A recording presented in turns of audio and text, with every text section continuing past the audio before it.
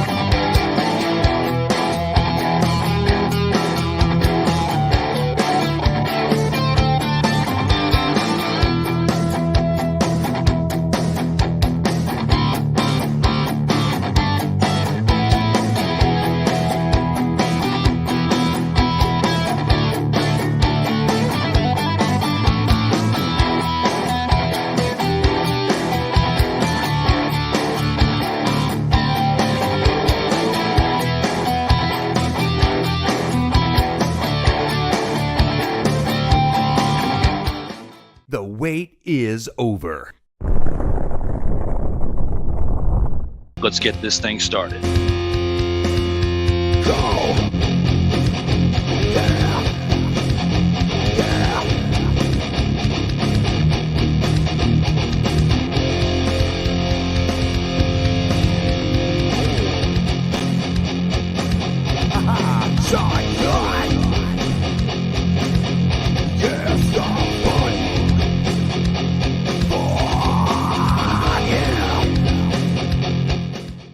Hello, everyone. We are live for episode 94 of the In or Out Sports Debate.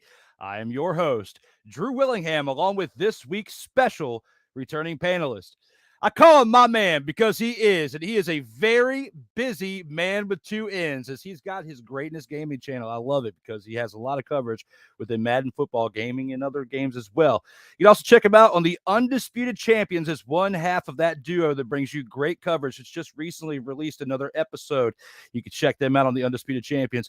Give it up for my man, Mr. Korrey, man. Welcome back here, brother. What's going on? What's happening, man? Man, I'm just glad to be back here with you. It's been a while. You know, I believe it was episode 73, which was the last time you were on here. 21 episodes. The show's been rocking and rolling like a mother, father, and freight train out here in these streets, but taking me down too. But, you know, I recovered from that, and you know, I'm back here rocking well and with you, and I appreciate you being in my corner throughout that time, because without you, I wouldn't be back here. You're part of the ones that was supportive, that was got me back here. So I appreciate you. Hey, man, no problem, brother. It's an honor to be back. You know, I'm just happy that, you know, you continue to do this after you took care of yourself. And that is a huge reminder to everybody out there that's watching, everybody in the world. Take care of yourself, man. Don't neglect yourself. Take care of yourself. Absolutely, because it's real easy to hit those fast food restaurants when you're out there working in these streets, not counting those calories, not getting enough physical activity. Many years as a cigarette smoker, all combined in one powerful concoction to knock your boy out for a little bit. But, you know, it's been nearly 90 days. Everything's looking on the up and up, and numbers and everything. So, again, I can't thank you enough for the support. And you're part of this people, you know, you've pretty much now been in like 20% or over 20% of these shows when you think about the amount of times that you've been in here. And we have to acknowledge everybody's entry into this show before we get started. You know how it is. We got to look back at the Vault of Fame. Acknowledge me.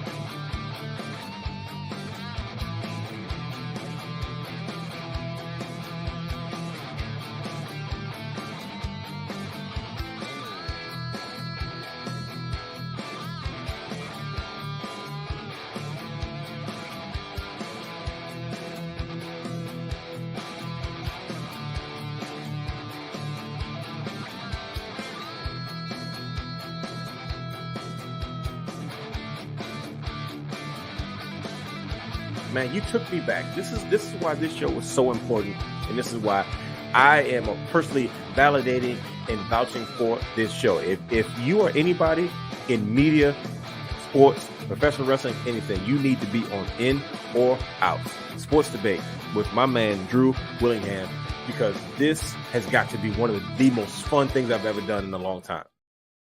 Ladies and gentlemen, that right there is the In or Out Sports Debates Vault of Fame, which you can find here on these audio plugs on Spotify, Amazon Prime, Anchor.fm, Google, iTunes as well.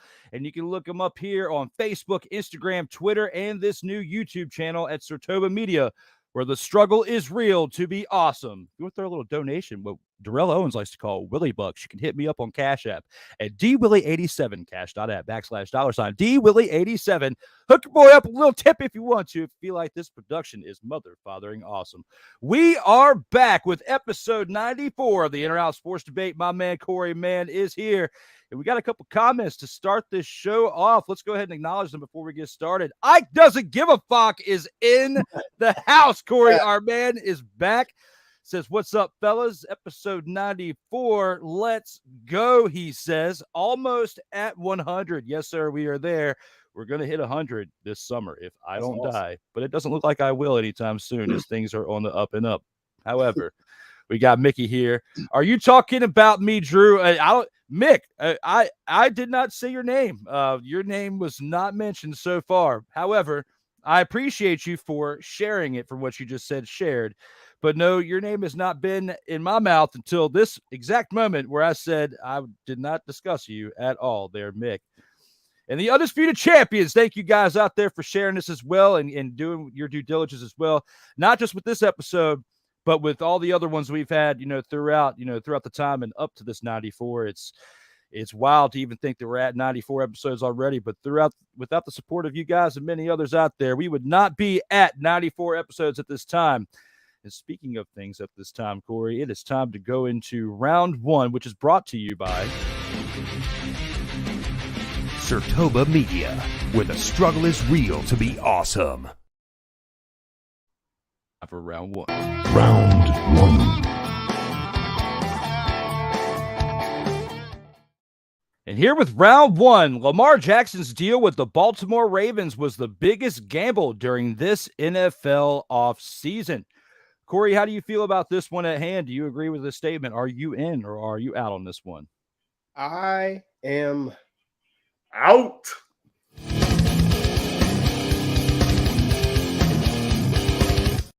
No, I do not believe that the Baltimore Ravens took a gamble on Lamar Jackson. I think they did what they had to do. This has been the last couple of years that Lamar has actually been injured, to a certain period, to where he has, quote unquote, his presence has hurt the team with him not being there.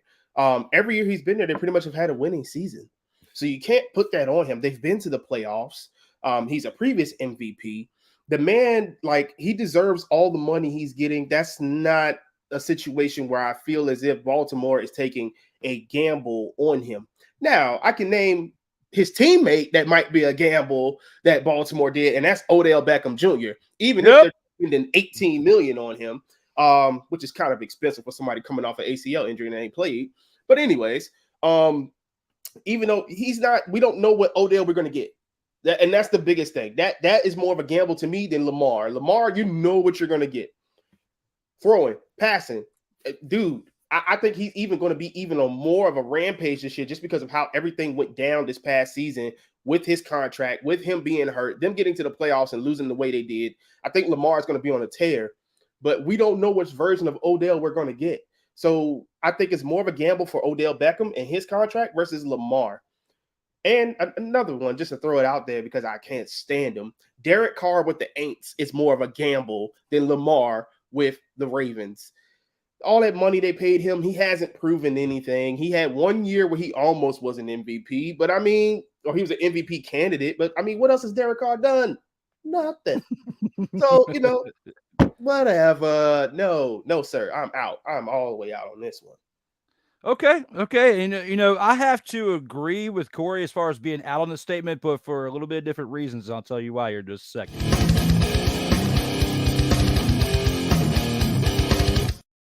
It was a great call with Odell Beckham because I had him up there in my top 3 as far as gambles of this offseason. And Lamar Jackson's deal, the dramatics of it did carry on for a little bit. And, the anticipation was there for a little bit. But, I would say the biggest gamble during this NFL offseason, and people can agree or disagree with me, would be the New York Jets trading for Aaron Rodgers. The man's going to be almost 40 years old in December. He's 39 years old. Okay. He's not coming off the best year that he's had in quite some time. He didn't play up to his MVP like seasons that he had 2 seasons prior. There's been several points throughout history in multiple sports, not just football, but people trading for someone like a year after their prime, like after they were at the top, and then they had like a dismal season like Aaron Rodgers had, then they trade him away, and then usually the team that traded him away receives a little bit more in return as far as helping them out to propel them on the other side. Not saying that Jordan Love's going to be the next Aaron Rodgers or even come anywhere close or be at least someone that's good enough to steer the ship.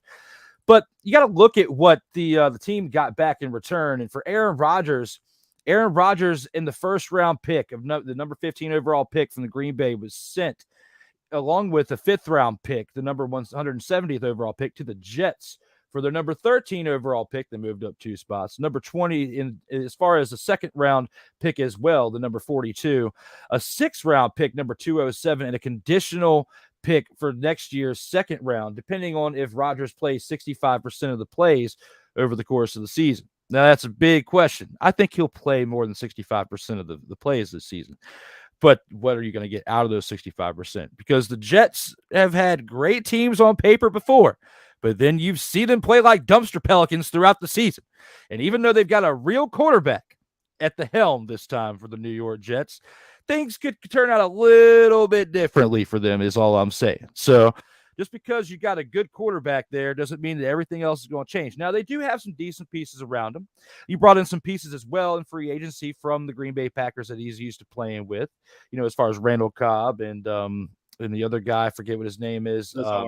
Lazard. Yep. Lazard was a big one for him in the past 2 seasons as well. And he's still fairly young. I think he's like 24, 25, maybe 26 at the latest. But when you think of Randall Cobb and what he's had as far as the relationship with him and the chemistry, that definitely helps him out as far as leadership on the offense. And he's got a pretty solid running core as well with a pretty solid offensive line. And you don't have to worry about Zach Wilson running that team anymore after all the drama he was getting into during last offseason, not even offseason, it was during the season with him chasing the Cougars, as I should say. That's probably the nice, most professional way I could put it right now, okay?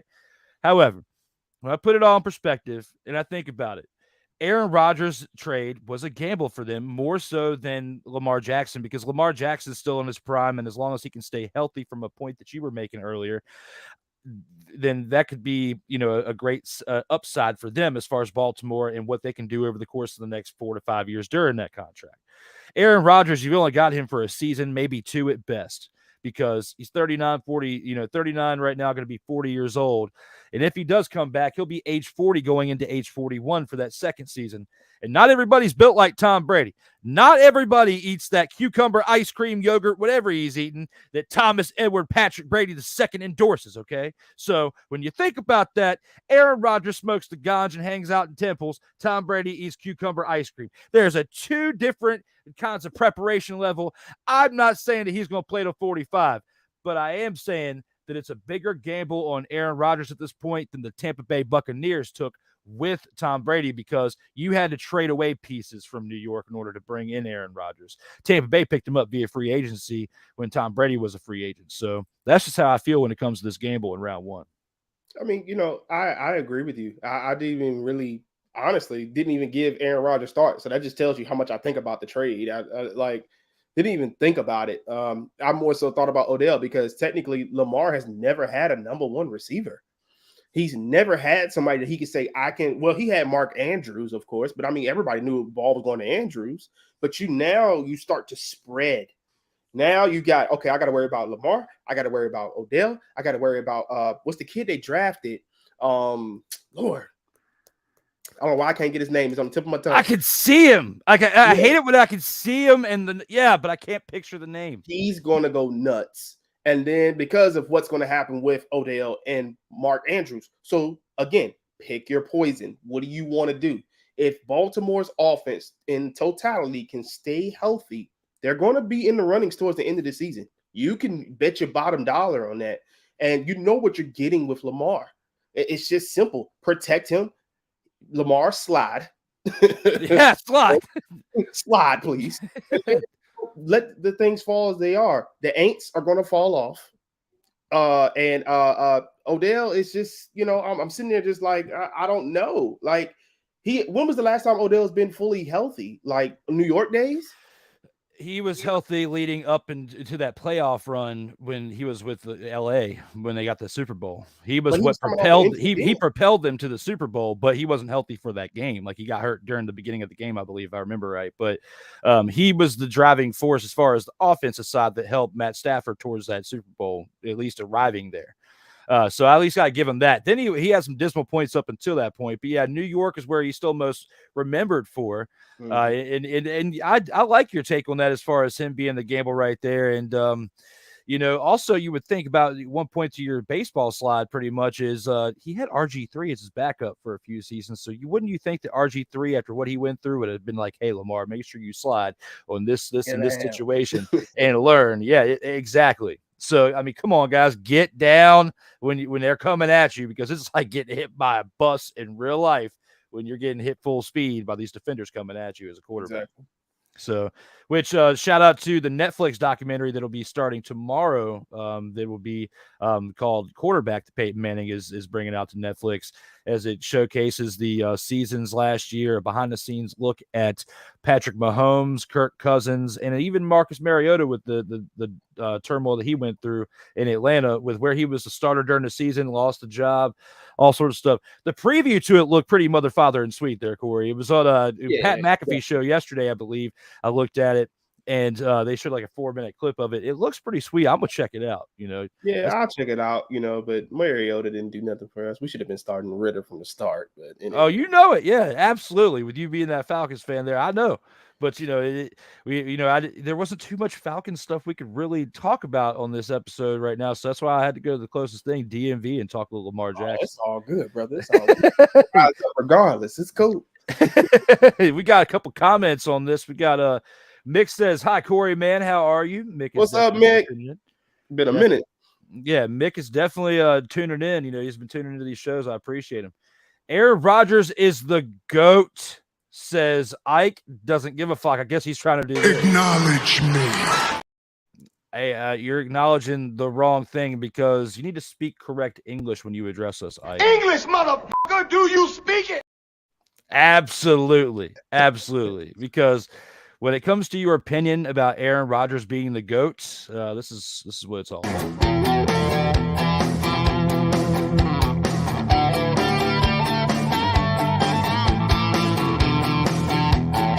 Ain't nobody got time for that. And Stephen A said it best. Just do this, bro. Stay off the weed. We are already. You're lucky I don't have a trash can beside me right now. Because then after you would do that, we'd have to walk off set while saying this. Yippee-ki-yay, motherfucker.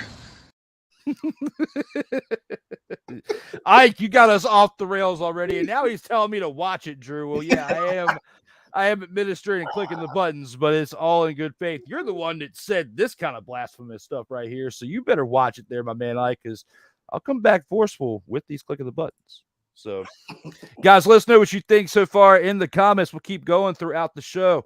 We got another round to get into. We're going to take it into a little bit of WWE action and see what we got in store for that one for round 2. Round 2.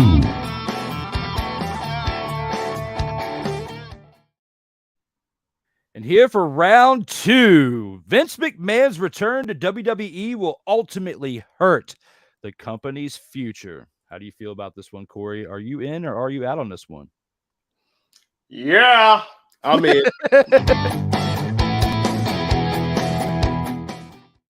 Man, it's absolutely ridiculous. And we already can see the fingerprints of Vincent Kennedy McMahon all over these changes and stuff that's going on in WWE right now. You can tell the script is being changed, matches being cut, workers, just the actual superstars. You can tell that they're just combobulated. Everything outside of the bloodline is in question right now. Yep. The bloodline seems to be the only thing that is attracting viewers and keeping viewers on WWE right now. Being 1,000% honest, not even Cody Rhodes right now, because his story with Brock Lesnar is so freaking predictable. It's just gotten So it's not even like, oh, okay, yeah, SummerSlam, I want to watch this match. No. Vince McMahon's hands is all over this. You could tell the morale has definitely taken a dip since he's returned.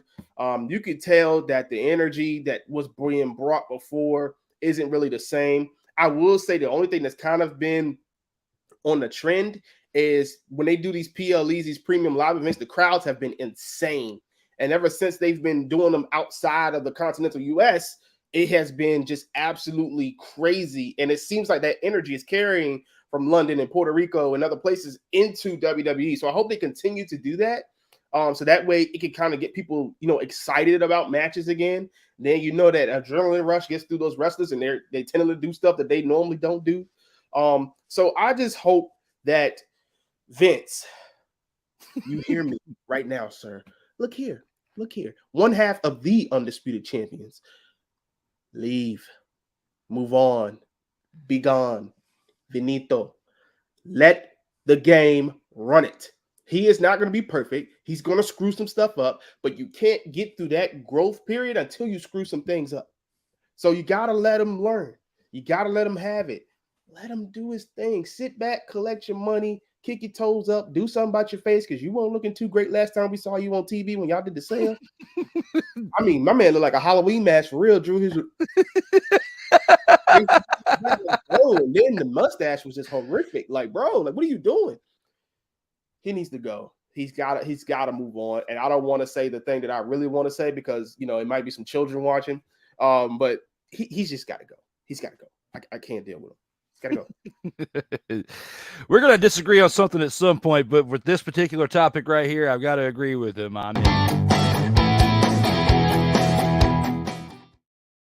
Vinnie Mac, you just can't handle the fact that Triple H is there. I am the game, and I am that damn good.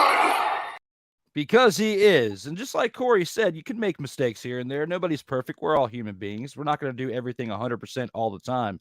But in your mind, doing things 100% is still like 14% when it comes to what everybody else is viewing on TV. We don't want to see half the stuff you're putting out there.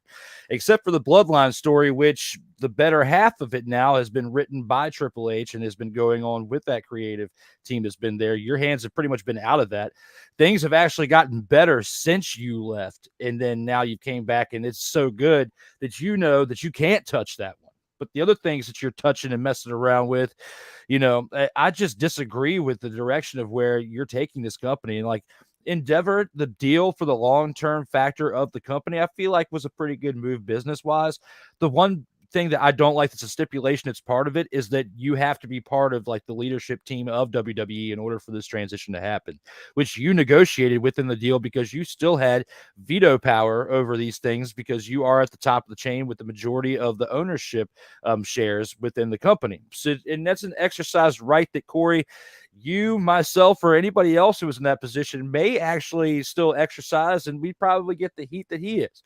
I wouldn't have been in all the scandals that he's been in, because of that's just a morality thing. Like, the things that he does with, especially with like the graphic that I have for this mother, father, and topic right here for round 2. I mean, look at him right here. Look at Vinnie Mac in the ring with all those Playboy playmates. It's a little bit of Photoshop action, but hey, it's still what he would do in the backgrounds of the aftermath of the show. The after show parties were happening in Vinnie Mac's locker room.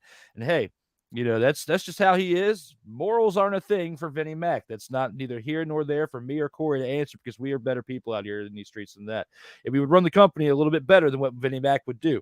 But we make mistakes, of course, especially when you're near 80 years old, you're going to make mistakes. But when you have the point that Korrey just said that you've pretty much done all that you can do, you're at the age you are now. You can't do anything better. You're only doing things that are worse. You're not up to date with the times of what's going on in the world. People that are younger than you need to take over the reins. And even though Triple H is in his 50s, he's still up to date with culture and everything else that's going on in this current decade. So you have to let the man do his thing. He's part of one of the best generation booms and era and then in the Attitude Era. So with what he's done there, with what him and Shawn Michaels have been doing between the combination of the main roster and NXT for creative, you got to give the man his due. But now you come in here and you're fudging stuff up with your little weirdo mustache. You look like you're acting in movies from 1947 and black and white TV from back in the day. What is up with that mustache? I don't know. You tell me in the comments, fans, because I'm just not figuring this out. But when it comes to Vinnie Mac being in the WWE, do I want him there? Hell to the no, to the no, no, no, no. Hell no, no, to the no, no. Sorry, I was getting down because I love it. I love it. You got to get down with that. But when it comes to Vinnie Mac and being a part of this situation, he needs to do this. You should know your role and shut your mouth. Because when Triple H actually gets 100% control of the creative, like back to where it was in this point last year, it was about a year ago when he had to step down and Stephanie took over because of all the allegations and everything they were on him. If the second that Triple H gets to the feeling that he had around this time last year when he was taking over creative, it's going to be a situation like this. I think I got my swagger back. Oh. You know it, and I know it. Let's get ready for it. When that will happen, we don't know. I'm telling you. I mean, look at the bottom of the graphic. Look at this man. Look at him. Look at him. Be like a Dollar Tree Charlie Chaplin or something. Like, I mean, it's just ridiculous. What in the world? Look at him. Whew. Ain't no money in the world can save you from aging, dog. No, ain't in no amount. No amount. Ike disagrees with us. Of course, Ike would. No shock. He says Vince is God, Korrey. Give me a second, Drew. Hold on 1 second, sir. Hold on 1 second.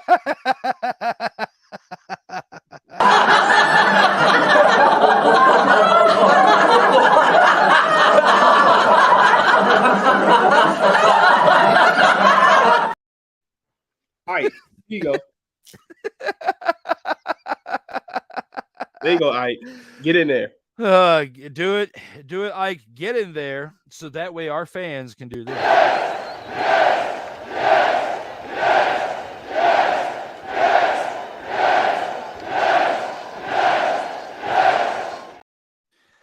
You know, no, I'm going to save that one for later. All I can just say is That's terrible. Oh, man. Guys, keep up the comments. Keep up with the show and what we got going on so Ike isn't the only one with these outlandish comments. David St. Dennis jumps in and says, ho, ho. Well, what's up there, David? Thank you for joining us and being part of the show here in the comments. Keep them going, and we will keep on acknowledging you throughout the better half of the show. But before we go any further, we have to take a commercial break. We'll see you guys on the other side. SIRTOBA Media, where the struggle is real to be awesome. This episode of the In or Out Sports Debate is brought to you by Peanut Butter and Jealous. When you're feeling a little blue based on what others are doing around you, spread a little peanut butter and jealous on your sandwich to make yourself feel whole again. Welcome back to a show where we have just as many commercials as a TNT broadcast, the Sports Senseis Unleashed. I hate you, Joe.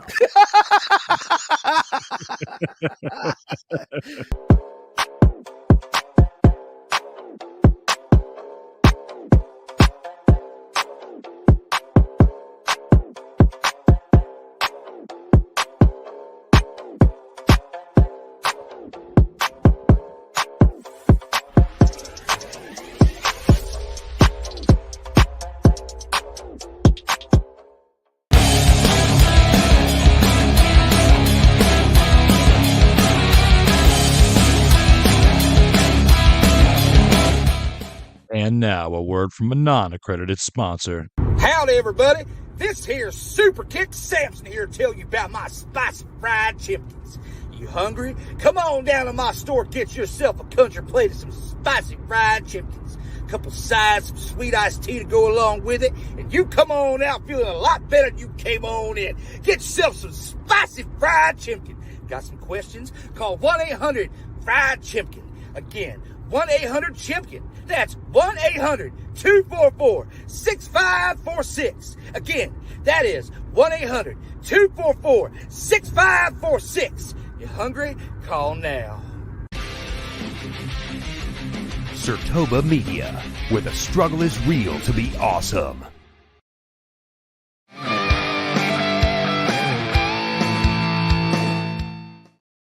Ladies and gentlemen, welcome back to the In or Out Sports Debate, episode 94 with the man, myth, and legend Korrey Mann. As we also, before we go into round 3, we have some breaking news.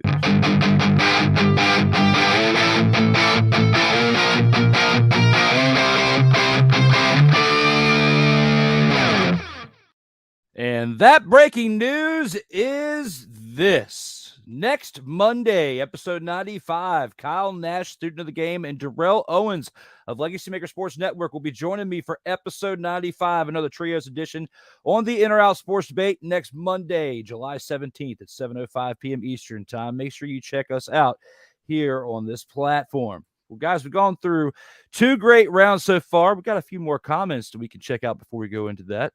And Melvin Turismo's here and says, "Sup, fellas?" Says, "Tighten up, Ike." Ike says, "Who in the blue hell are you, Melvin?" I guess because he doesn't like being called out for his antics. Melvin says, "America, Ike. All of America telling you to shut the up." That was on point, Melvin.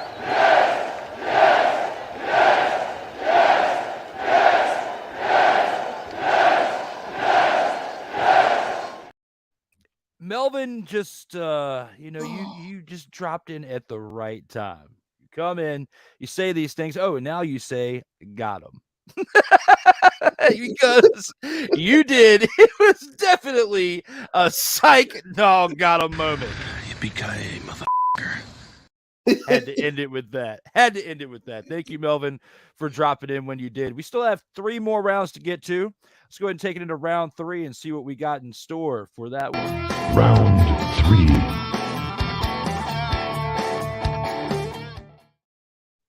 And here for round 3, the addition of Damian Lillard would propel the Miami Heat towards winning the championship in 2024. How do you feel about this one, Korrey? Do you agree with this statement in hand? Are you in or are you out on this one? You know, Drew. Come on, man. I'm all of us in on this. Now, what hurt the Miami Heat all season long and ended up being the Achilles heel in the playoffs? I'll answer that for you, people. Okay? Number 1, offensive proficiency. We were trash. Defensive proficiency. During the regular season, we were trash.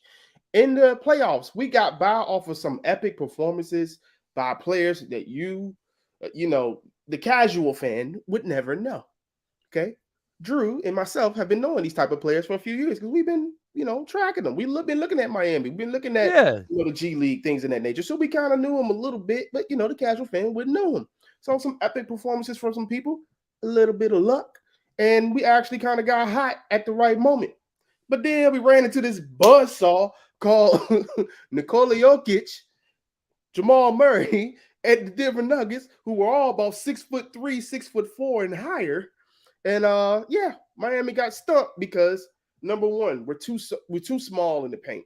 I love Bam. I love his energy. He's a perennial. He can and probably will be a perennial all-star, probably top 5 in defensive player of the year every year. Nobody would give more heart than Bam. I love Bam. I really, really do. But we got to get bigger in the paint.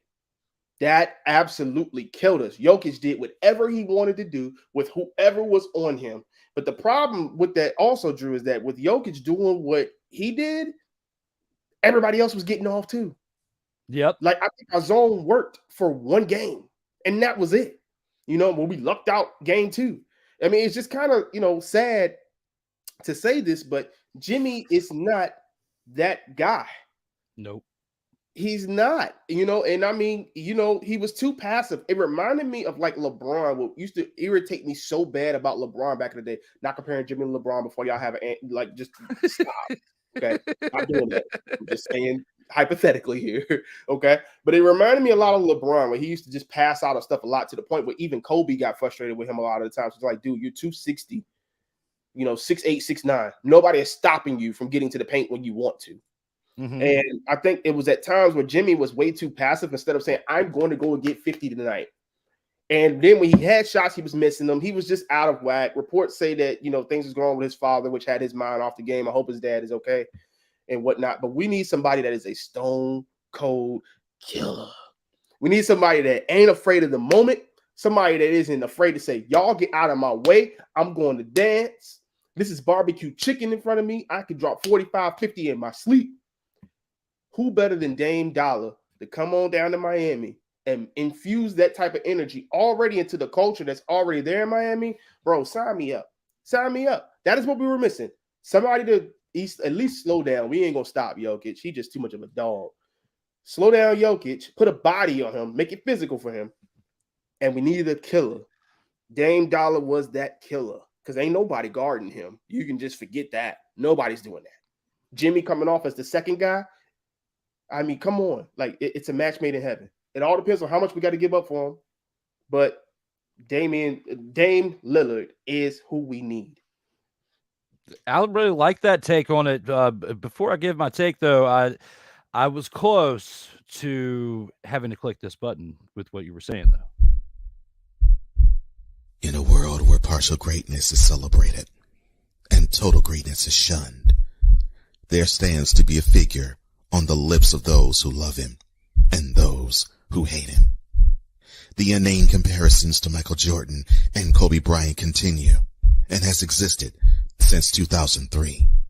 There is no end in sight, for the battle between those who unconditionally love and unconditionally hate him wages on. These are their stories. Welcome to the Bronzexual Confessions. I thought we were gonna have to click that button because you were leading. You were talking about Jimmy Butler. I was like, yes, that is Snowman. That was, and Snowman and I were using that clip earlier for Sports Senseis, and I was like, Korrey, don't make me click this button. Don't make me click this button. This time I clicked it just as a joke, but don't make me click this button. And something that I can actually have a bronzexual confession with you about.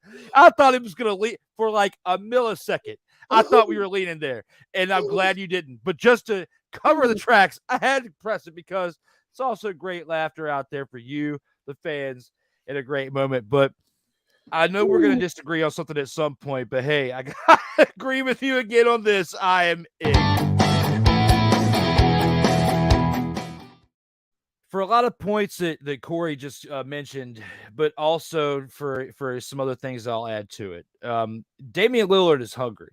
Okay, he hasn't been in the playoffs in 2 seasons. You know, Portland's been out of it for 2 seasons now. But statistically, he's still doing pretty decently within what he's been able to provide for the team. Still averaging, about almost 37 minutes a game. He's still doing decent with all of his other numbers as well. It's still averaging.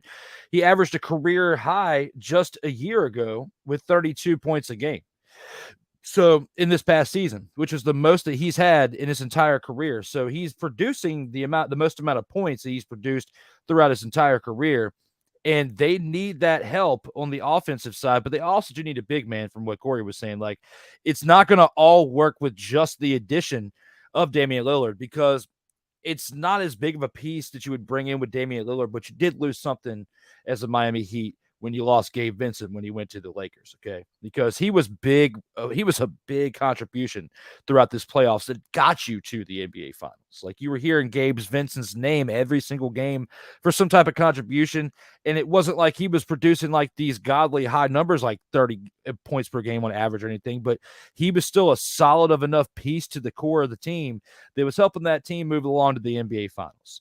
Jimmy Butler is definitely the leader of the team. You can't take that away from him. And you got some other core players around him as well, with Tyler Herro and whatnot as well. But you need another one. You got to have a big 3. And you got to have a big part of that coming from Dame Lillard, who can average you on paper right now just 32 points a game from this past season. If he can at least get you 25, that's still a major upgrade from what you have at the average position right now on the team. So between that, you get a little bit of help on defense, ball handling, ball protection, stuff like that. More cerebral type of basketball coming from Damian Lillard than what you got right now with the current positions as well. Just like Korrey said, we've been covering this team, the G Leagues and stuff, as both of us. We're not trying to be homers, but we are fans of this team, okay? However, sometimes when it comes to this situation, the fans who are actually critical analysis as well can give you some good analysis when it comes to the situation. And Damian Lillard would be a huge asset to the Miami Heat. I can't preach it enough.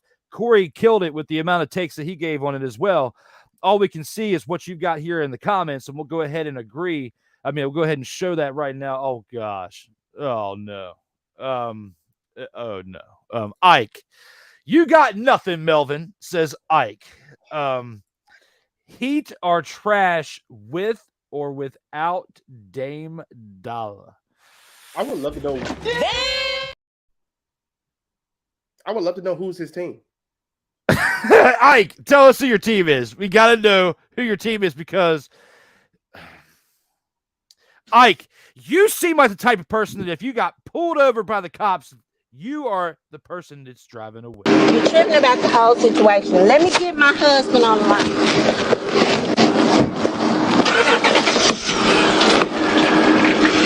Okay.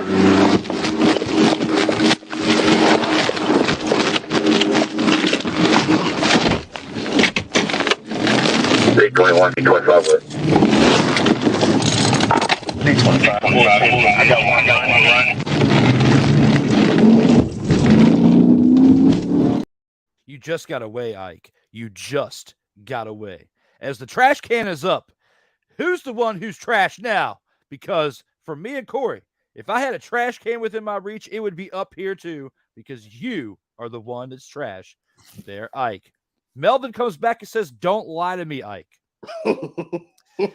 Also, you are trash, Ike. Dame is an upgrade. So, you know, Melvin, you are speaking straight facts, and for agreeing us, we got to give you this.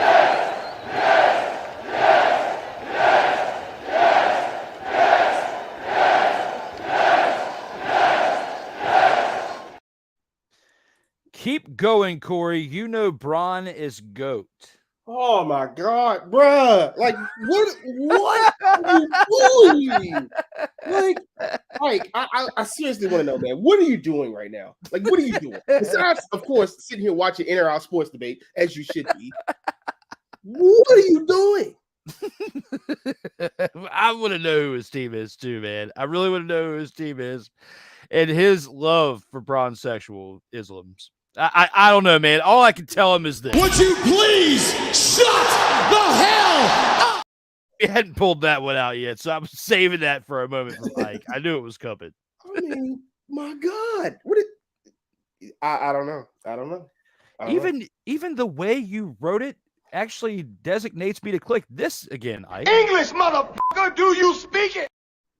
Now, when you sit there, you need to look at both at me and Korrey and do acknowledge me. You need to acknowledge us because you just got owned, bro. Next comment. Paul Wallace. Is this P. Alexander Wally? Dame deserves to get to a real team like, say, Cough Sneeze Fart Philly. Oh, come on, man. Who let this guy in here? Who let this guy in here? Well, now it is official. P. Alexander Wally has unveiled his name. I said what I said, he says. Oh, my God. Oh, man. Well, thank you guys for the comments here for this round right here for round 3. We're going to go ahead and take it into the By the Numbers segment for round 4 and see what we got in store for this episode of 94. Round 4.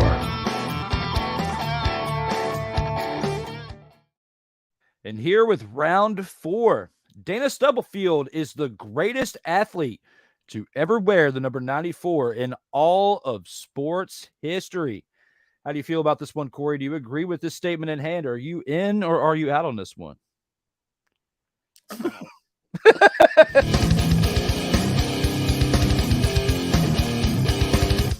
As I sat back and did my research on this, Drew, 2 names came to mind like immediately for me, and I had to go and look at their stats and try to look at some backstory on both. And I'm not being disrespectful, okay?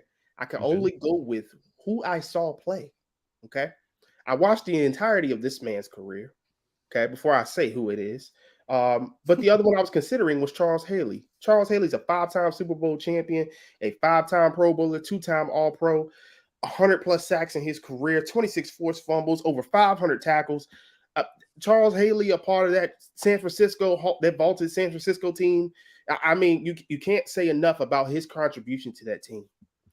But I had to go with the guy that I watched growing up and I saw growing up on the team that I cannot stand, one of the teams I cannot stand in the entire NFL. And I had to go with DeMarcus Ware. DeMarcus Ware was a first-round pick 11. I'm looking at the stats. So if y'all see me looking to the stats, I'm looking at the stats.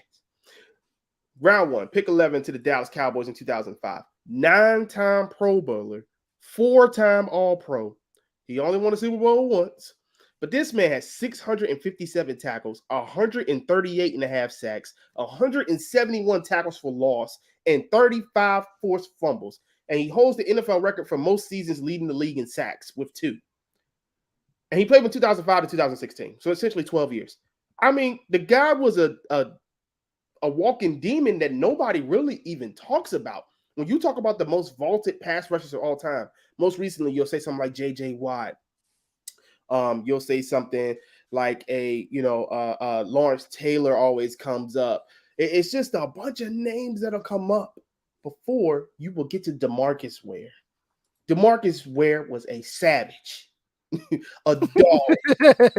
I mean, a bald-headed steam engine that will run through anybody that was in front of him. He was what we call a matchup nightmare. And if you did not have the right tackles to deal with it on the right side or the left side of your offensive line, it was going to be a long day. Don't forget the chip blocking. Don't keep your running back there. That's not stopping that man. You can forget it.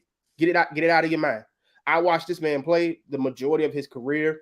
When he got to the Denver Broncos, he brought the same intensity, the same thing, the same focus that he had. And you could see how it seeped through that team and how that defense played when Peyton Manning was noodle arm Larry. So, I mean, DeMarcus Ware is the greatest to wear 94 of all time, in my opinion. Okay. I like your take with DeMarcus Ware. You've also got Charles Haley in there. However, I'm going to disagree not only with this statement, but with you as well for round 4. I'm going to go out.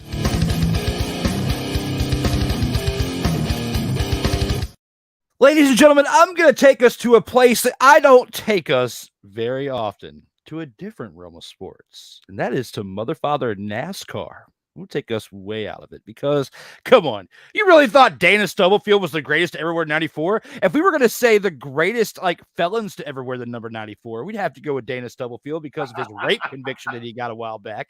So yeah, maybe greatest convicted felons to wear the number 94, Dana Stubblefield wins that one if we were going to have that topic. Hey, episode 194, we may have to switch it to the next 100s. Who was the greatest felon to wear number 1 for 101 and continue all the way on through for 99? Who knows? We may have to do that. Back on task. When it comes to greatest to ever wear number 94, I'm going to say a name that those of you who are watching right now live or syndicated may not even know what in the bother I'm talking about. And that is William Clyde Elliott Sr. Oh, Bill Elliott. Let's go to NASCAR for a minute with Bill Elliott, a man who raced for 37 years. 44 wins, 320 top 10s, 55 poles.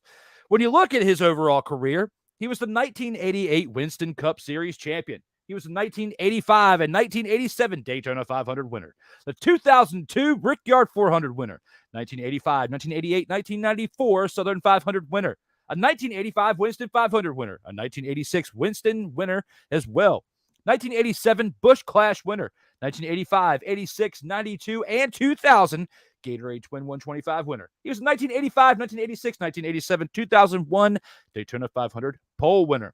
Won a record 11 straight super speedway races in 1985. Led NASCAR Winston Cup Series in wins in 1985 and 1988. He tied for the lead, but also tied for the lead in 1992 as well. 7 wins at Michigan International Speedway, 4 wins in a row between 1985 and 1986. 6 consecutive poles at Talladega between 1985 and 1987.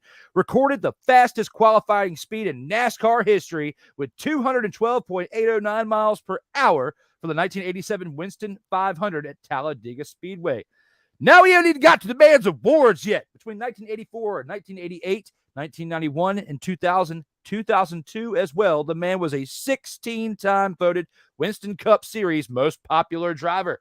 A National Motorsports Press Association Driver of the Year in 1985, named NASCAR's 50 greatest drivers in 1988, as well as part of the Georgia Sports Hall of Fame in 1988. The list goes on. I've said so many accolades for this man already in NASCAR, okay? Now, you throw some great accolades for Charles Haley and DeMarcus Ware. And yes, we watched both of them. Even though Charles Haley played for a trash team in the Cowboys, and he only got one mother in Super Bowl, and DeMarcus Ware had a great career with the same Shizer team that, I only got one Super Bowl. You guys are great, but you are not as good as William Clyde Elliott Sr. And the cherry on top, the mother cherry on top is this. He is senior. Junior's racing right now. Who is that? Chase Elliott in NASCAR, who is also the 2020 NASCAR Cup Series champion. And I'm not going to go through all of his accolades because we are not talking about him. We're talking about Senior, and Senior is the man at 94 in that McDonald's car that he drove during the 90s. That is all I got to say about that. Man, that sounds like a lot of participation awards. I mean, come on. It's like playing in a rec league, and hey, you get a trophy. You get a trophy. You didn't do nothing all season. You didn't even show up to a practice, but you get a trophy. I mean, come on. Who cares about him being the most popular in the NASCAR? Yeah. I mean, come on. 34 years, 44 wins in 34 years. He had 44 wins in 37 years. 44 wins in 37 years. 44. It's hard. You drive around in circles. It's hard. Sure. Sure. I'm pretty sure Jimmy Johnson probably surpassed that in a shorter amount of time, but sure, no problem, man. No problem. I got you. It's cool, man. But Jimmy Johnson didn't wear 94. I know he didn't, but I'm years versus the wins. That just threw me for a loop a little bit, man. I mean, he only won one Super Bowl, but I mean, you know, he made more of an impact. The Daytona 500 is pretty much the equivalent of the Super Bowl in football, in the World Series of baseball. And because he is a two-time Daytona 500 winner, that's more than what Charles Haley's got. That's more than what he got 5 Super Bowls. I don't count him because he played with the Cowboys. Take him away. Let's see what the fans got to say with all of our shenanigans that we had to throw in there for a minute. Oh, P-Dub says, I had to use my government because they wouldn't let Wally in.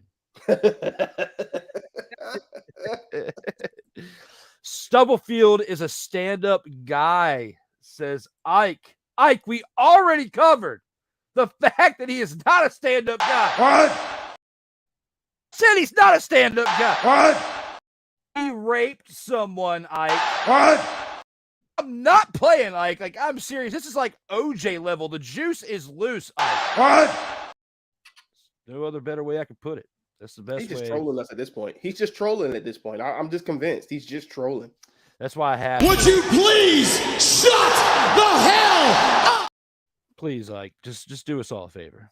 Like, I mean, Ike, just find a corner and go put yourself in it. Go stand in the corner, Ike. You need to. You can still watch us while you're in the corner. Just don't comment. Yeah, just don't comment. Listen for a few minutes. Just listen. Leave the phone on the table. Go. You stand in the corner for like another 15 minutes or so, and then we're gonna be almost done to where you can come on back and you might be able to tell us goodbye if you can be nice. NASCAR, insert undisputed champions walkout. Surprising fact, Wally doesn't know. I do know a little bit about NASCAR. I don't know a whole lot, but I do know a little bit about it. Come on, Wallace. It's time to get up with the times. Everybody's doing it. You can do it. You right, Korrey. Dollar Bill is trash. He never said Dollar Bill is trash, Ike. He just didn't agree with the take. He disagreed with my take, which is fine. It was respectful, and we had fun with it and shenanigans. But you come out with this Dollar Bill is trash. He never said that. I'm going to take the words out of your mouth because it's just like when Triple H said this. You're a liar. Liar. I haven't had a situation where I've had to pull that card out in a while, but this was actually the best situation for it because he never said that. Ever. Didn't say it. So yeah, watch your mouth, Ike. Like, if you don't stop, you may have to click that block button. I just may have to do it. I got too many things that I'm busy with that I can't focus on that button right now. But I may just have to make an exception for you there, Ike. It's getting close. You need to watch it there. But we've gone through 4 great rounds of this show, guys. We've got one more round left to do. But before we do that, we're going to take one more commercial break. We'll see you guys on the other side here in about 2 minutes. SIRTOBA Media, where the struggle is real to be awesome. This episode of the In or Out Sports Debate is brought to you by Peanut Butter and Jealous. When you're feeling a little blue based on what others are doing around you, spread a little peanut butter and jealous on your sandwich to make yourself feel whole again. Welcome back to a show where we have just as many commercials as a TNT broadcast, the Sports Senseis Unleashed. I hate you, Joe.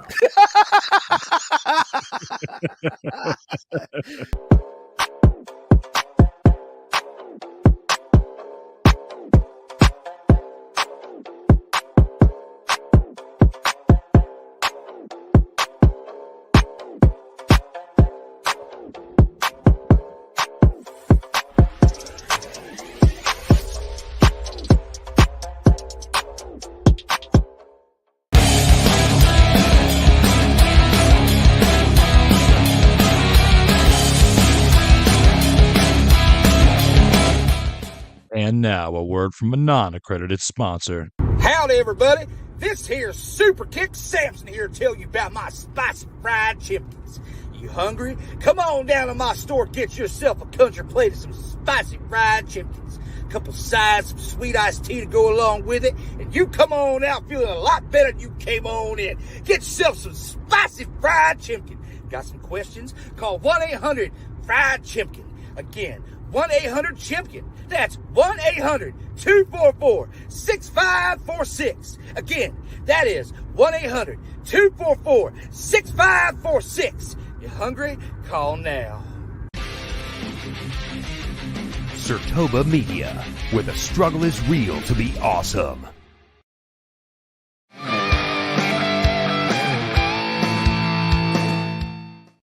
Ladies and gentlemen, welcome back to episode 94 of the In or Out Sports Debate. I'm your host, Drew Willingham, along with the special panelist return of Korrey Mann. We've gone through 4 great rounds. It looks like we had some comments. Oh, wow, we did. Korrey comes back. I mean, Paul, P-Dubs. I can't even call him Paul. This doesn't sound right. But he says, Korrey only supports NASCAR due to his work commute being a cross-country marathon to and from. Hey, man, look, he putting too much of my life out there. I do drive a hell of a lot. Like, come on, man. Hey, it builds character, though. It builds character to be driving, going back and forth. Shoot, it builds sleepiness. Be tired as hell. That too. Yeah, you still got to work when you get there. Yeah. And then work when you get home and do stuff when you get home. I get it, man. I get it. I'm not trolling, but I'll be quiet. Thank you. Thank you, Ike, for coming back with that. Hopefully you're sitting in the corner after you said that. Sit in the corner, Ike. Listen, because even Mick is not here to police you. I'm surprised Mick hasn't jumped in the comments and said anything to you. That's enough, Ike, says Melvin. I guess he's really holding him to it with the whole not commenting and stuff. I just had a peanut butter and jealous sandwich, a whole. I might make myself another one, too, later on. That's old Sick Diggy. Welcome back to the show there, Sick. Sick actually did a show with me last week, filling in for Snowman. His Snowman was not feeling great. We had to get through the 4th of July edition of the Sports Senseis. Thank you again, Sick, for tuning in. Hopefully those sandwiches are on point. Melvin says the number just rings profusely and nobody answers. The Chimkin for the chip. The Chimkin, yeah. He said profusely. Yeah. Okay, well, thanks for letting us know. We might have to get the Chimkin number changed. Thank you there, Melvin. We appreciate it. Smokey and the Mandit.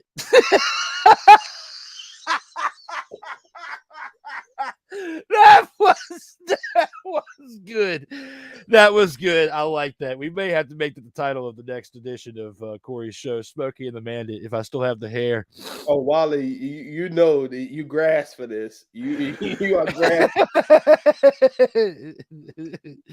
Oh, Sick comes back with just now with what exactly is chimkin? Is that chicken fried chipmunk? And by any chance? Well, if you put in an order through 1-800-CHIMPKIN, I guess you can find out. That's as much as I can divulge when it comes to 1-800-CHIMPKIN. It'll make yourself feel whole again. But guys, thank you for the comments. Keep things interesting through these 4 rounds of this show. We got one more round to go into before we wrap things up, and that is the final round. Final round.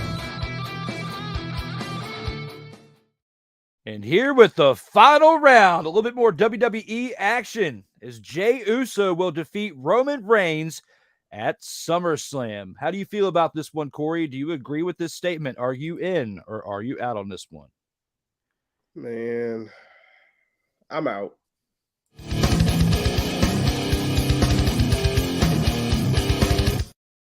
As much as I don't want to be out, because I think Jey has been the integral centric heartbeat of this whole bloodline story. It all started with him, and it looks like it's going to end with him. It looks like the bloodline story is wrapping up, so Roman can focus on Roman.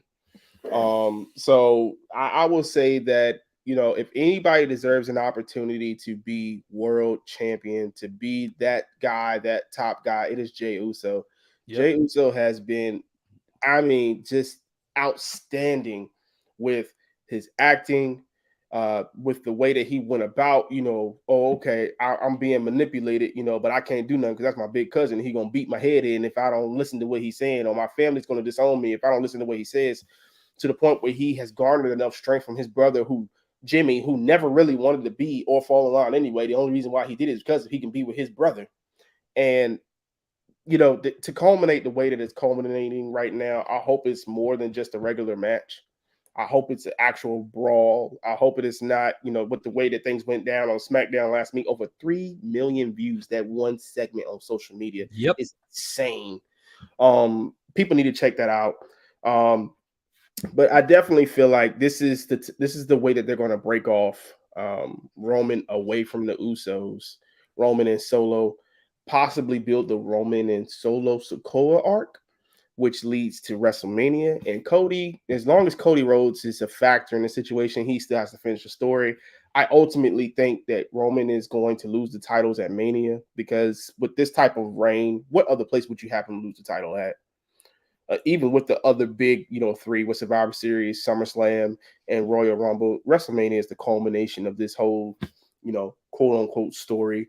I think Roman is about to win, and then we're about to see the fall of the tribal chief. I think this is the, what they call it. You have the rise in action, you have the climax, and now you're finna see that slow fall now from Roman. Especially since he just got pinned for the first time in 3 years, 4 years, whatever it is. So I don't see Jey winning, though. Something is going to happen. Roman is going to cheat. Roman's going to figure out a way to keep the title on him. And it's going to start this new storyline with Roman having to do things on his own without all the backup that he has had. So I kind of see this playing out in multiple ways. That's the beauty of this story. You know, it could be more evolution like Drew. It could be, it's so much to it. But the Roman fall, the Empire fall, the tribal chief fall is coming. Yeah, it is. As much as I want to disagree with you on this one, I have to be out on this as well.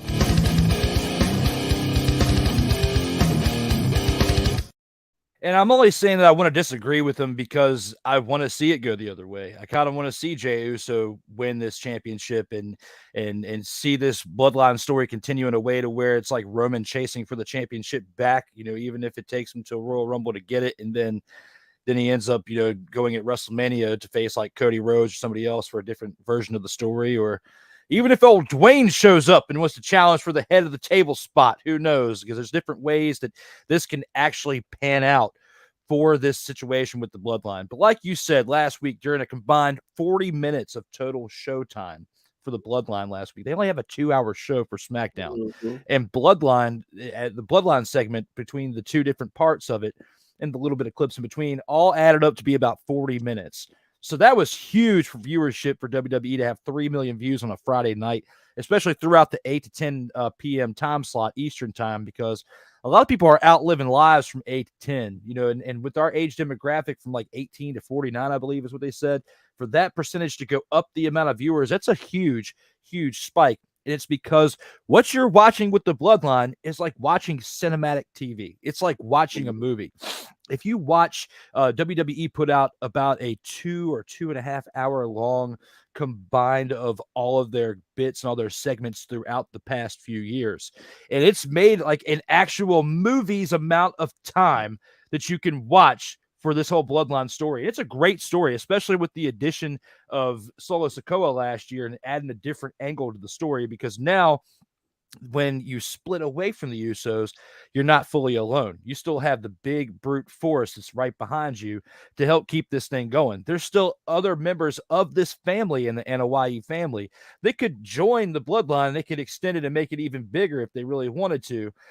Just the question is who's going to be able to do it, and who could fill the shoes of the Usos. Be very, very hard because of what the Usos have accomplished while they've been in the Bloodline, and even before they were in the Bloodline, with what they were doing before they got up with Roman Reigns.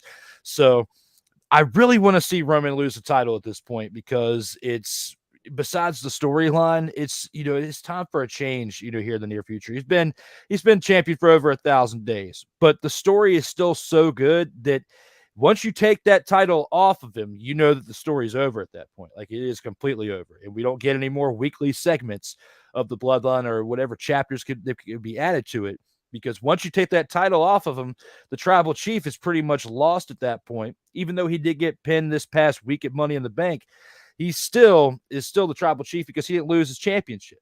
Just because he lost for the first time in 3.5 years by pinfall doesn't mean that he's not the tribal chief anymore, because he still has that actual championship.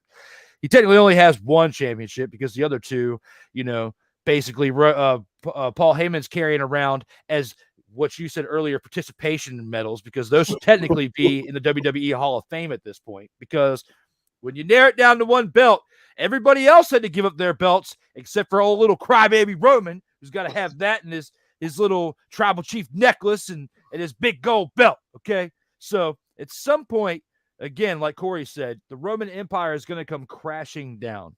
But how, when, why, all those things that matter to make that story and the culmination of everything complete, we don't quite know yet. It's going to have to wait and see. But it's looking like WrestleMania next year will be when it culminates. But there's still another 6 months that we have pretty much going up into that point.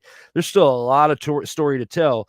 You know, you got to wonder if Solo is going to turn on him at some point by Survivor Series, or even Solo could turn on him at SummerSlam. He can get tired of being disrespected just like the Usos were and want to go with his brothers or just go at it alone. But at some point, we're going to see the evolution of that in Solo Sikoa and breaking away from Roman. This is going to be, will it happen within the next 4 weeks of SummerSlam or not? I mean, you know, it's one of those things where, like, you know, it's so many different arcs, Drew. I mean, in my personal view, I would like to see him lose the title. He's in the ring having a meltdown, and then this guy over here, or this guy down here, whichever one he wants to show up as, comes and gets his revenge. And that is a story that you can prolong for a couple of months to kind of get you into Mania season, Royal Rumble season. You know, he's out. He doesn't have any creative going on right now. So, you know, and this all started at SummerSlam, you know, 3 years ago. So when he took him down, yeah. I mean, you know, what better way to start a different arc, you know, for Roman story-wise? Because, I mean, you still could do something story-wise. Like I said, it could be the fall of the tribal chief. It doesn't necessarily mean, you know, it plateaus at him losing the title. The losing the title could be that thing that switches, and it's just like, okay, I don't have control of anything anymore. I don't need no wise man. I don't need Solo. Like, he thinks he doesn't need anybody, and he's gonna get his ass whipped like a lot. He's got to give back at this point, because he's been given so much by the company over the last few years. So he's got to start giving back to help propel other people. Roman's like 38 years old. He's not going to be doing this for too much longer. So I can see, like, what better way, man, to just put Jey on that platform that he deserves than for him to win the title clean. Man, I would love it. I would love it, but I don't see it happening. Because even the way that he had to get that victory over him at Money in the Bank, I mean, he had to have Jimmy there to do it. And the way that they did it, even though it was still a great way to end that match, and I'm not trying to take anything away from the art form of what they did. When you really analyze it in what they told within that story of how Jey got that win, is if it's a true one-on-one match, it's going to be maybe not as quick as the last time. Because even though he had a pretty good match with Roman before when they went one-on-one back when they were combating before he joined the Bloodline, I think that he'll have a little bit better of a showing. But even that wasn't like a chump matchup. It's going to be a tight one. They're going to tell a great story when they do face each other. It's looking like it's going to be at SummerSlam, and it looks like it's going to be a spectacle to watch because you got WrestleMania as show 1 for the entire live event schedule for the entire year, but 2 is SummerSlam. They try to say Royal Rumble, but SummerSlam for 30 plus years has been the number 2 show, and they have built it as that and advertised it, promos and everything, and the results have come from it. So if it's not WrestleMania that he's going to lose it at, the next best opportunity would be at SummerSlam. And the fan in me wants to see Jey do it. It wants to see the battle continue between the Bloodline as Jey is now the undisputed champion, because the amount of days in the streak, even though because of the era that we're in, is big, because you don't see someone holding the title this long in the type of era that we have, because everything's quick turnover in our era. They don't want to see a champion for more than a certain amount of time. They don't want to have a champion for many years. This isn't like Hulk Hogan or Bruno Sammartino era, especially Bruno Sammartino era, where you only wrestled like 1 or 2 nights a week and you had a regular job 5 days a week along with what you did for your TV tapings. So there's a big difference between back then when Bruno had it and when Roman has it. We acknowledge that. We are getting close to the end of that. So I could see a potential shift where Roman drops the title and then he's still trying to come back and be the tribal chief. Who knows, man? Like, there's so many different turns that they could do with this. I just like what we've seen so far, but with what we've seen storyline, with what you said, with what I've said, neither you nor I see that happening at SummerSlam. We see Roman walking away as the champion. It's going to be a great match, and hopefully Dave Meltzer will be able to give it 5 stars, because some of these things have been 5-star worthy, but it's Dave Meltzer we're talking about. Man, he's trash anyway. Forget Dave. Get Dave out of here. Let's see what the fans got to say in the comments. Since we are live, fans, bring those comments and we'll acknowledge them here before we go into the next part. I called that number. He called that number a while back. He says the voice on the other end sounded like me, Herbert from Family Guy. Yikes! Well, I think you meant to put Mr. Herbert from Family Guy. Well, I read it as me, and you did too. He said me because all I can think of now is Chris.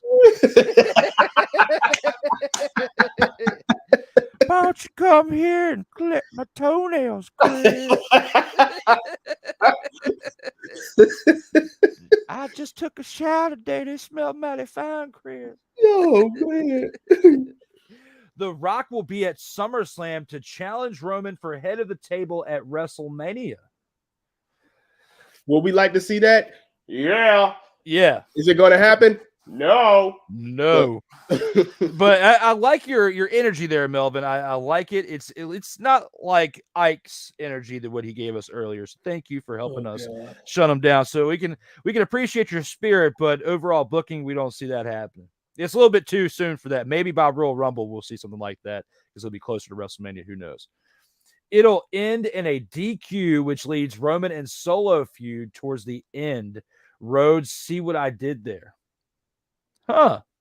So they'll feud up until Cody Rhodes challenges them again at WrestleMania. Oh, look at Philly Cassidy trying to drop the word play. Okay, I see.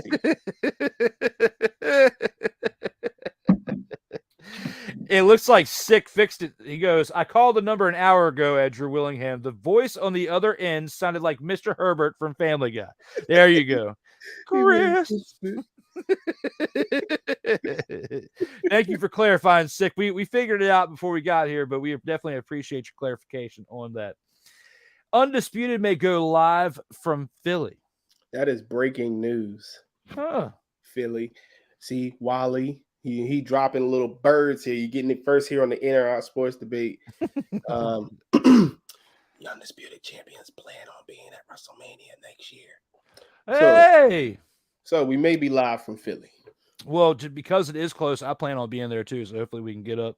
Hey, and, collabs, man. do some Collabs. Definitely do that. We'll figure that out because I will definitely have my equipment with me. You know, I'm not going to have it at the actual event, but I'll have it with me there so we can figure out something and figure it out. But I plan on being there, at least ticket-wise, being there as a fan. I don't know about media passes. That's a little bit too far-fetched, but I do already have the plan aside to go, so we may be seeing each other there for WrestleMania. Well, guys, that's it for the comments so far. At this point of the show, we have gone through all 5 rounds. We do need to acknowledge something before we go any further, and that is the Vault of Fame again. Acknowledge me.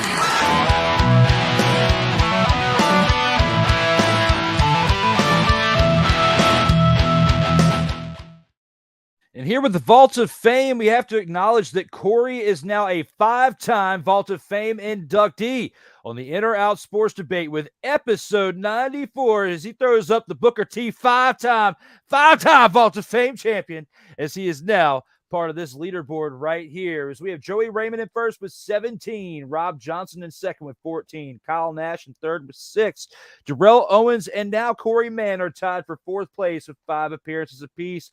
We got James Brown and P. Alexander Wally tied for 5th with 4 appearances apiece. Guys, you can check out these shows on SIRTOBA Media, where the struggle is real to be awesome. Again, the plug's right here for Facebook, Instagram, Twitter, and YouTube to check this either live or in syndication. And if you want to throw a little bit of donation action, you throw a little tippy at cash.app/$DWILL87 if your heart desires.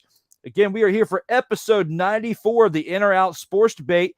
And we have one more thing we got to take this into, and that is the final word, where we give our final take of anything that we've missed out throughout this show or just anything in sports in general. We'll see you on the other side.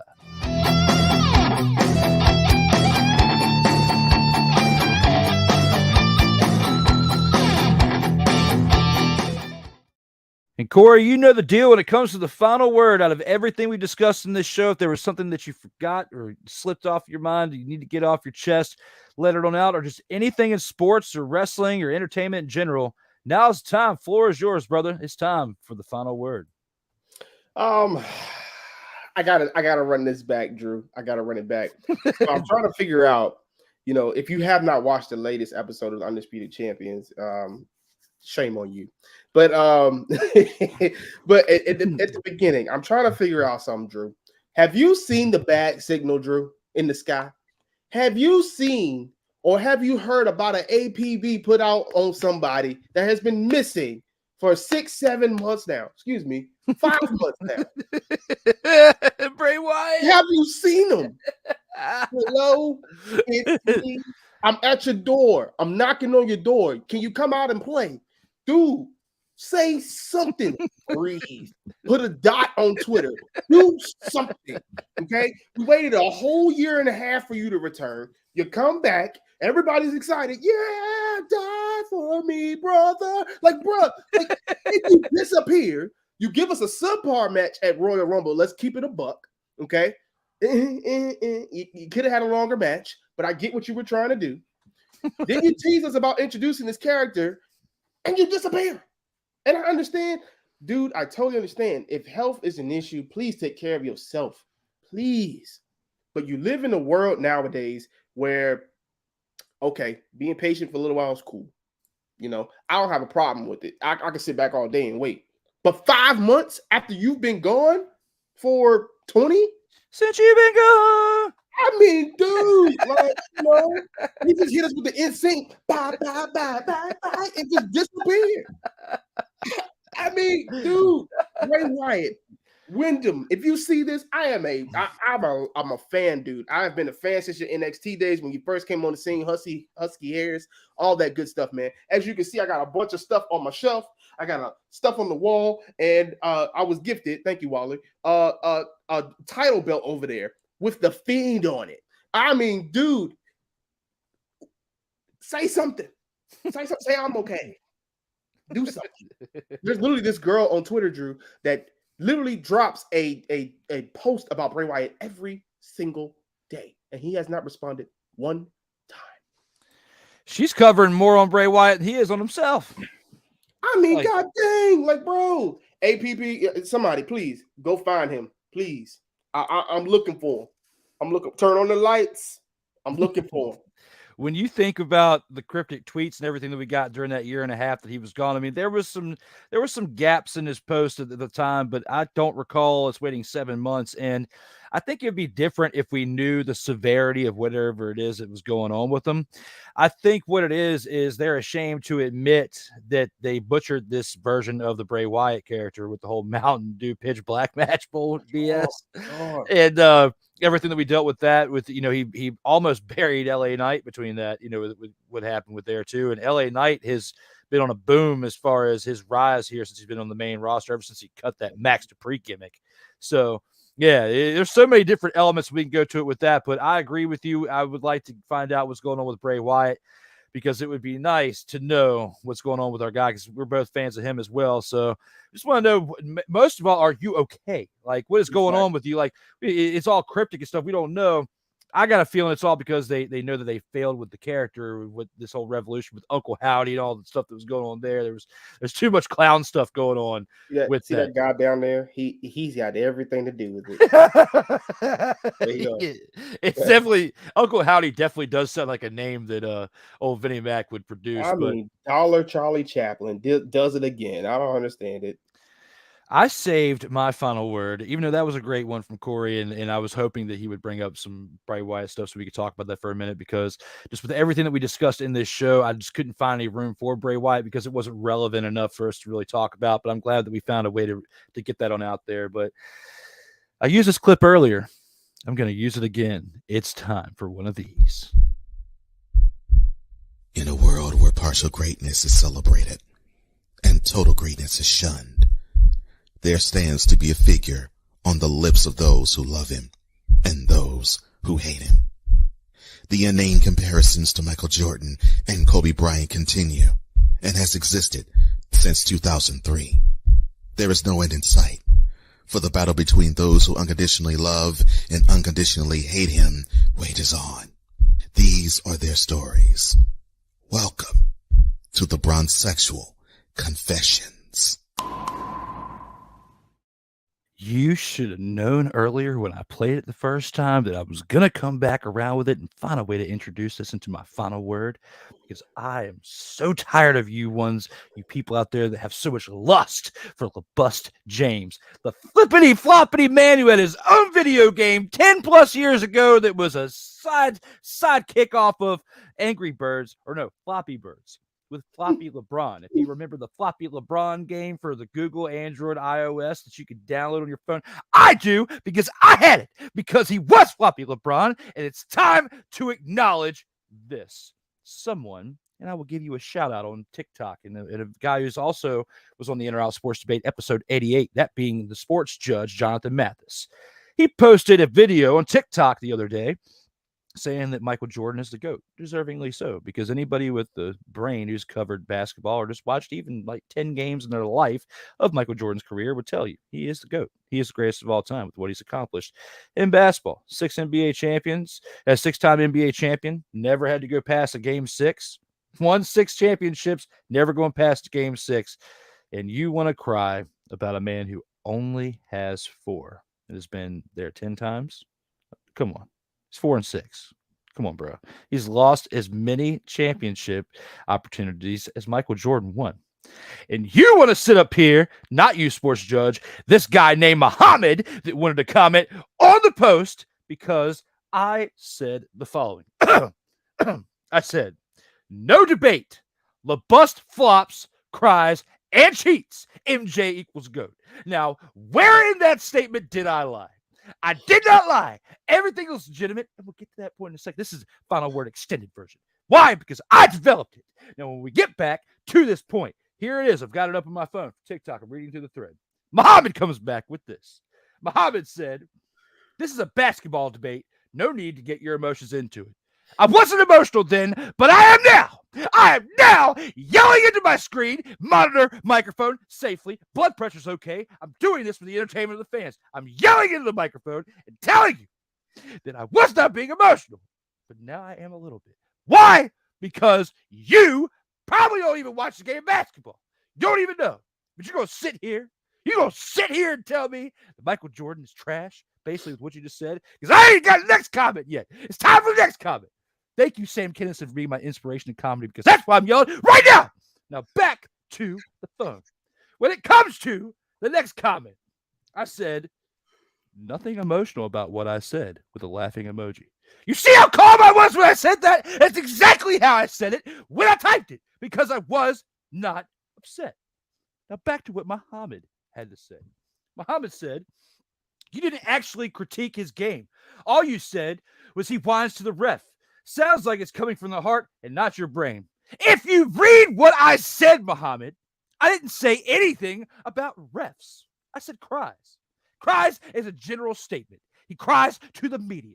He cries to Brian Windhorst, old Wendy, ESPN. His best friend has been covering him ever since he was in high school. He was whining to Wendy. But I said LeBron flops, cries, and cheats. And MJ equals goes. But I'm the one who's getting emotional into it. It sounds like you are. I then come back with this. Again, there was no emotion in what I said. You are the one with the emotional defense replies. Who is wrong here? Who is wrong here? You tell me, bronsexuals. Am I right? Am I wrong? If you're not a bronsexual, thank you for not being one. And please give me your 2 cents in the comments as we walk out of here from this confession. In a world where partial greatness is celebrated and total greatness is shunned, there stands to be a figure on the lips of those who love him and those who hate him. The inane comparisons to Michael Jordan and Kobe Bryant continue and has existed since 2003. There is no end in sight, for the battle between those who unconditionally love and unconditionally hate him wages on. These are their stories. Welcome to the Bronsexual Confessions. Absolutely. I had to go there with the final word because some of you out there are drinking way too much Bronny Bron juice Kool-Aid. Korrey, you have the floor for the rebuttal right before we go. I ain't got nothing, Drew. Woo. But the fans do. The fans have a few more comments.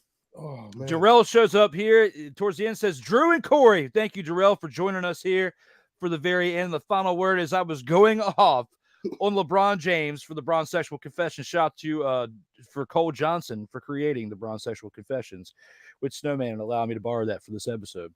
I'm kind of sad the Bloodline seems to be going bye-bye, but what a run. It definitely was one hell of a run. And Korrey and I, we definitely had a great time discussing that within the final round and the rounds that we had throughout this show, especially all Vinnie Mac. If you weren't here for round 2, go back and check that out, especially that graphic that we had there. Just for S&Gs, got to for the fans. This is what our graphic was looking like for old Vinnie Mac. Vinnie Mac standing there at the Playboy Playmates in the ring, getting ready like he always does pre and post show. He needs to keep his hands to himself. Yeah, he really does. In our next one, you can sit next to Jesus with us.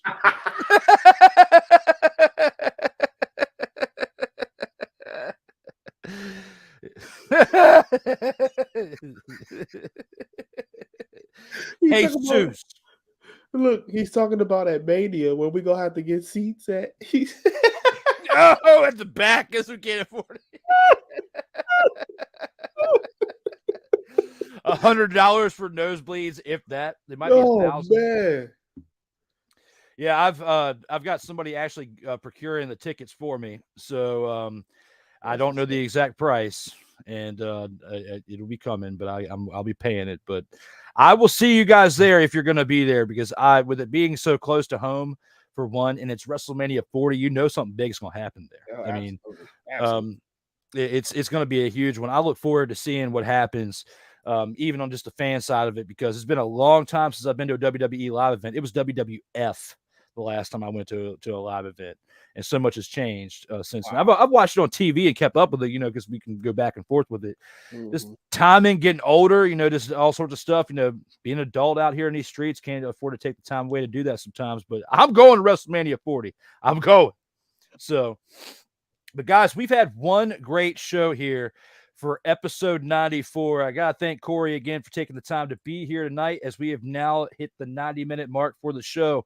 There's only one more thing that we have left to do, and that is look at one badass outro on the way out the door.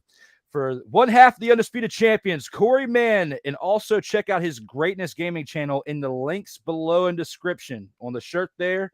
To the side right there, my guy wearing the shirt, but also most importantly in the links below, you can find where he's at in all of his platforms. You can also check me out on all the platforms as well in the description below, as we are live and in syndication. Check out my man, Korrey Mann. I am Drew Willingham. Everybody stay safe out there in these streets.